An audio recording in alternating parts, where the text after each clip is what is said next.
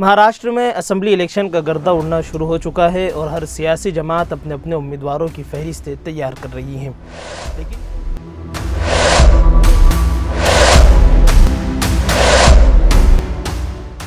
लेकिन यहाँ सवाल ये पैदा होता है कि क्या इस बार मुसलमानों के पास कोई मौका है कि वो एक भी सीट हासिल कर सके, जीत सके। तो आइए नाज़रीन, इसी पर मुस्तकिल बात करते हैं। ये है खबरों की खबर और आप देख रहे हैं खबरों की खबर टीवी। जहाँ जहाँ मुसलमानों की आबादी ज़्यादा है, वहीं पर पार्टियों की जानिब से एक से ज़ायद मुसलमान उम्मीदवार मैदान में उतारे जाते हैं, जिसका नतीजा ये होता है कि मुस्लिम वोट तकसीम हो जाते हैं और हिंदुत्व जमातें उसका फ़ायदा उठाकर अपनी कामयाबी को यकीनी बना लेती हैं।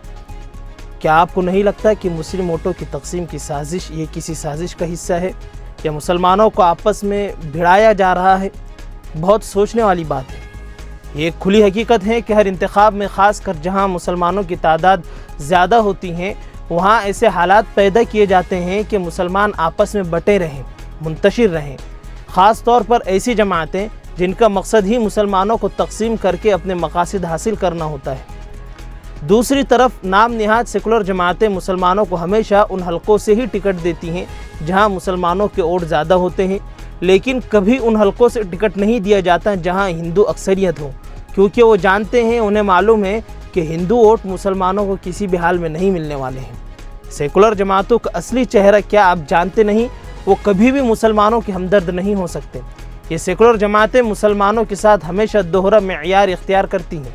वो मुसलमानों को इस हद तक के मौका देते हैं कि वो आपस में लड़ें और शिकस्त का सामना करें। इससे उन पार्टियों को कोई फ़र्क नहीं पड़ता कि मुसलमान उम्मीदवार इलेक्शन जीते या हारे। जीता तो फिर भी वो अपना ही उम्मीदवार है, अपना ही ग़ुलाम है, और अगर हारा तो कोई बात नहीं, हमारा हिंदू भाई तो है ही, क्योंकि इक़्तिदार उन्हीं के हाथ में रहना है।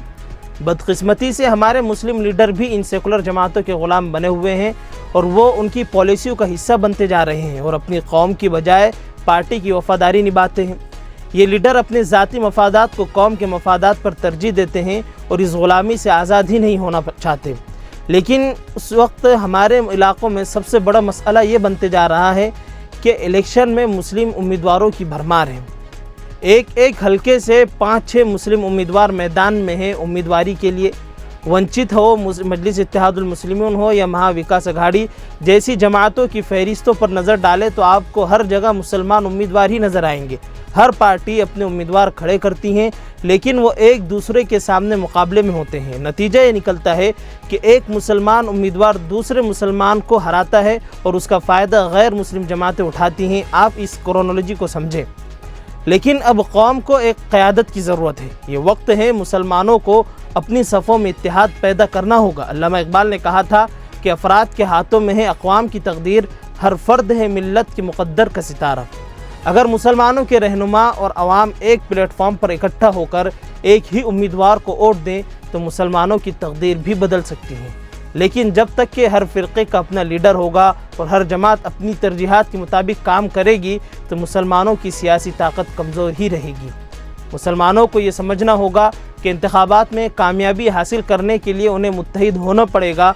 मिली जमातों और मुफक्किरीन को चाहिए कि वो दानिशमंदाना फ़ैसला करें और ऐसे उम्मीदवारों को सपोर्ट करें जो वाकई कौम के मफाद में हमदर्द हों, कौम के मफाद में काम करने वाले हों, एक जज्बा रखते हों। क्योंकि जब तक मुसलमान ख़ुद अपने मसाइल हल करने के लिए एक होकर कदम नहीं उठाएंगे तब तक कि वो सियासी तौर पर कमज़ोर ही रहेंगे। ये खुली हकीकत है और अब तक का हम सब का तजर्बा है। आज जब वंचित की उम्मीदवारी की फहरिस्त मंजर आम पर आई तो मालूम हुआ कि वंचित ने तकरीबन 10 मुख्तलिफ मुस्लिम अक्सरियती हलकों में मुसलमानों को टिकट दिए हैं। जल्द ही मजलिस की भी ऐसी ही फहरिस्त आएगी और फिर महाविकास की तरफ से भी। नतीजा ये होगा कि सब एक दूसरे से मुकाबला करेंगे, यानी कि ये मुकाबला मुसलमान वर्सेस मुसलमान ही होगा। मुसलमान ही मुसलमान को हराएगा और फिर जीत उसी की होगी जिसकी होनी तय है, जिसको ये सेकुलर पार्टियाँ जिताना चाहती थी। और हमारा मुसलमान 5 साल तक के आपस में लड़ता भिड़ता रहेगा, इसको उसको मुजरिम बनाएगा, किसी को मुल्ज़िम ठहराता रहेगा और मैं उसकी वजह से हारा, मैं उसकी वजह से हारा, मुझे उस फला मुसलमान भाई ने हराया और उस इलाके के मुसलमान के लोगों ने मुझे हराया। इस तरह की बातें हम बनाते रहेंगे और 5 साल तक के इसी तरह लड़ते और भिड़ते रहेंगे। ये इंतखाब हो सकता है मुसलमानों के लिए एक इनकलाब का ज़रिया बन जाए अगर वो अपनी तकसीम को ख़त्म करके एक क़यादत के पीछे खड़े हो जाए तो। ورنہ ہم ماضی کی طرح آپس میں لڑتے اور بھڑتے رہیں گے اور ہندوتوادی جماعتیں ہمارے خلاف فیصلہ کرتی رہیں گی اور ہم اپنی اپنی غلطیوں کی سزا بھگتتے رہیں گے، اور ہر دوسرے تیسرے دن کلیکٹر آفس کے سامنے یا کمشنر کو جو تو میمورنڈم پیش کریں گے، ڈویژنل کمشنر کو، اور احتجاج، دھرنے ورنے، نعرے بازی، بس یہی ہم کھیل کھیلتے رہیں گے، ورنہ اور کوئی کام ہمارے پاس باقی نہیں رہے گا۔ اس لیے ابھی بھی ہمارے پاس وقت ہے، ہم سوچ سمجھ کر کسی ایک کو قائد بنا کر، کسی ایک کو لیڈر بنا کر اسے اپنا قائد بنائیں اور سب مل جل کر فیصلہ کریں، چاہے وہ جس پارٹی سے کھڑا ہو، لیکن اس کے لیے پہلے ایک پلیٹ فارم ایسا ہو جہاں سے اس کا انتخاب ہو کہ آپ اس پارٹی سے اس جگہ پر کھڑے رہیں، تب جا کر ہی مسلم قوم جو ہے تو آگے بڑھ سکتی ہے، ورنہ پھر یہی ہونے والا ہے جو اب تک کے ہو رہا ہے۔